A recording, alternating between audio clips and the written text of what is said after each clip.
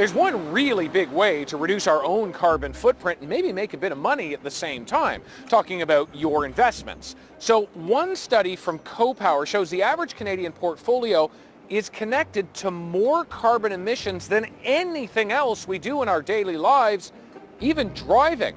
And so a $10,000 investment, for instance, here at the Toronto Stock Exchange, could be connected to 800 kilograms of CO2 each year. That's the equivalent of driving 3,000 kilometers in a car, tumble drying 332 loads of laundry, or eating 264 quarter-pounder hamburgers. Okay, whoa, let's hit the rewind button. How is it that investing has a carbon footprint? Man with the answers today is Tim Nash, and you are an investment coach, and you're also the founder of Good Investing. So explain this to me. How is it the money that I invest has a carbon footprint? Right. Well, you invest that money in companies, and those companies emit carbon emissions.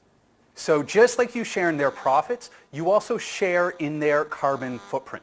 Okay, I get how you say you're partially responsible, they're emitting, you have a share in that. And as Canadians, we invest trillions of dollars a year. But what about the small guy, the normal guy? When it comes to regular investors like you and I, right, the first step you're going to want to take is to speak to your financial advisor, whoever you're working with, and ask some tough questions.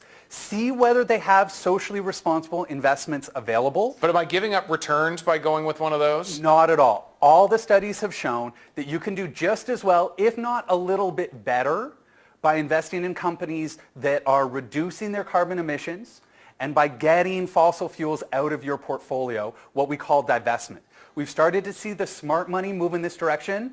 Canadian Pension Plan, Ontario Teachers Pension Plan, they're all moving in this direction. What I'm worried about is that if you own the companies that have those high carbon emissions, they're not going to be as profitable in the future, and regular investors might end up suffering as the broader economy moves in this direction.